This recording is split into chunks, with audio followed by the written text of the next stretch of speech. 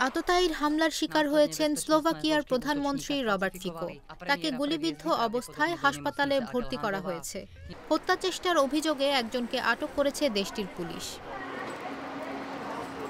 বুধবার দেশটির রাজধানী ব্রাতিস্লাভার উত্তর পূর্বে হ্যান্ডলোভা শহরে হাউস অব কালচার ভবনে তিনি মন্ত্রী পরিষদের সভা শেষে ফেরার সময় তার ওপর হামলা হয়।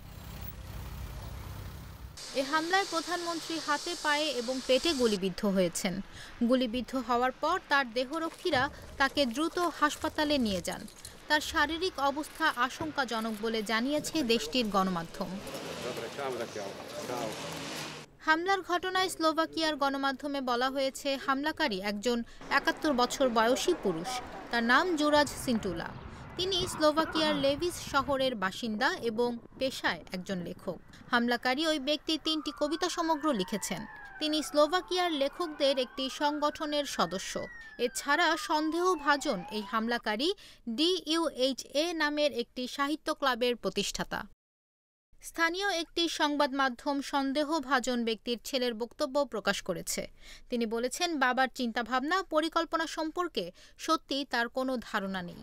এ ঘটনা কেন ঘটল সে ব্যাপারে তিনি কিছু বলতে পারছেন না। কোনো কারণে তার বাবা প্রধানমন্ত্রী ফিকোকে অপছন্দ বা ঘৃণা করতেন কিনা জবাবে ছেলে বলেন, তার বাবা ফিকোকে ভোট দিতেন না, তিনি এতটুকুই শুধু বলতে পারেন। নিশা মাহমুদা, ইন্ডিপেন্ডেন্ট ডিজিটাল, ঢাকা।